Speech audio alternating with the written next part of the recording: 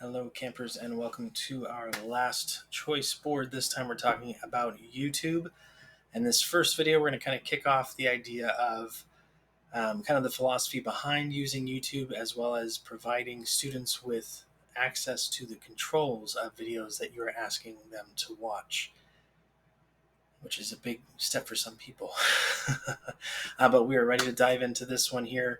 And I'm wearing my custom YouTube colors here, the red and white. About to drop some knowledge bombs on you, Duke Kaboom style from Toy Story 4. So let's just jump right into it. All right, so hopefully this slide here brought back some nostalgia, maybe some PTSD, I don't know. But we all remember the day when our teachers would bring in the TV cart and the VCR, the DVD player, and they would put on a video, usually Bill Nye. And it was exciting times because, oh my gosh, we got to watch a video. And whatever the video was, it seemed to be more exciting than what the teacher was droning on and on about. That's a whole other can of worms, though. But typically, the task was, all right, students, watch the video. You might be asked to take notes in a notebook or a piece of paper, or have a handout full of questions that you were supposed to answer as you go. But the rule was the same, right? I'm going to dim the lights. There's no talking, focus, and then we're going to talk about the content either throughout or afterwards. But the whole time the teacher was controlling the video, right? They would decide when to go up and press pause because, all right, half the class has fallen asleep, or there's too much talking, or actually, this is a good point where I want to stop and really make sure that you guys understood what they just talked about in the video. But either way, the teacher was in full control of that video. So there was no accessibility, there was no modifications for students that needed to see it a couple times to get it. There was no way to modify the speed of it so that they could go slower or faster if they needed to. It was basically like, all right, kids, strap in, hold on, and hopefully you all get it at the exact same time and in the exact same way. We've hopefully come a long way since then in terms of how we help our students be able to work with content and be able to understand it at their own pace and in their own way. So that's what we're going to talk about in the rest of this video, and what I've deemed the 4 R's of YouTube. And the 4 R's are repeatable, reproducible, readable, and retainable. So those are the things that we're going to focus on in terms of the power that you can channel from YouTube by allowing students to access those play buttons on the videos and them being able to understand how to make the YouTube video player work for them based on their needs as a learner. So this is really a lot about advocating for students and teaching them how to advocate for themselves.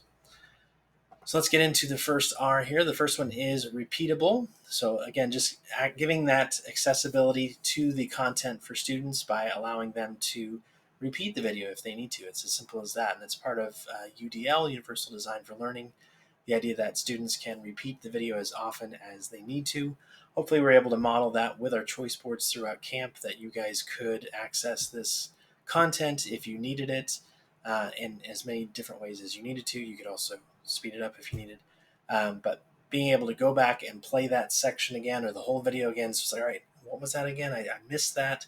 Okay, now that I've had a chance to revisit it, now it makes more sense to me, and now it's sticking in my brain. So that's the first R that YouTube allows us to have for our students. Second one is reproducible. So if your video is more of a demonstration or a how-to, you're wanting to show students how to solve a math problem or how to draft a strong opening paragraph, by having it in a video format, students are being able to see that modeling the same way every time. So it's not losing any of its meaning, or, if you're a middle school teacher and you've taught this 7 periods in a row, chances are it's either gotten better throughout the day because you learned from mistakes from previous classes, or you're starting to taper off in your enthusiasm because it's just rinse and repeat ad nauseum.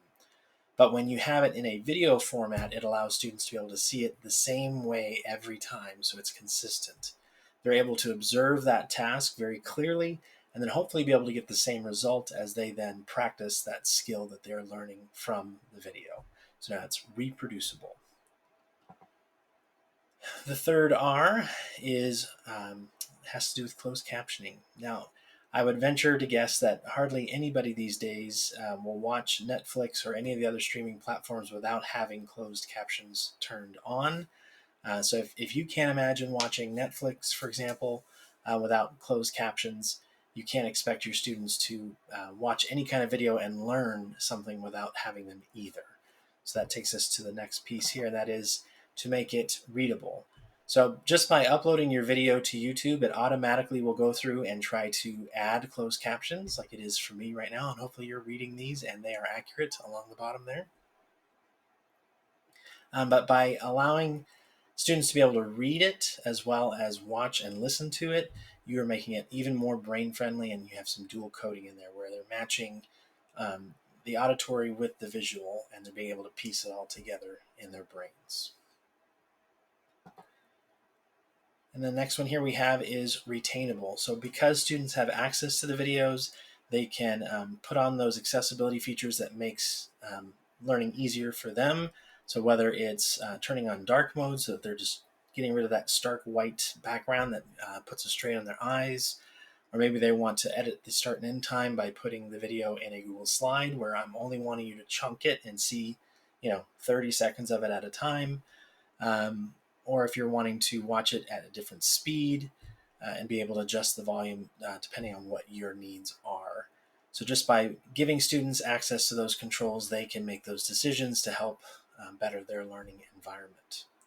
Now, if these 4Rs sound really good to you and you wanted to kind of use those to promote the use of YouTube in your class or in other classes with your teammates, we did put all these together in a nice little handout that you can get a PDF for. If you click on the slides here that are linked on the choice board, you can send that to them, or you have it handy even for parents too. If you use a lot of YouTube videos in your class, especially after what you're going to learn from this choice board and this session, if you have parents that are like, hey, I don't want my kid just watching a bunch of videos, you can explain to them this is not about me, putting on a babysitter for them for 10 minutes. This is me helping them to advocate for the way that they learn best by having access to those controls on the video.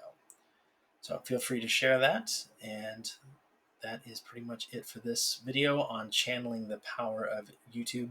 I really wanted to use this to set the stage for all the other things that we're going to be talking about with YouTube in the rest of this session. All right, we'll see you guys on the next choice board video. My last one. Actually, no, this has been a lot. We'll see you guys soon.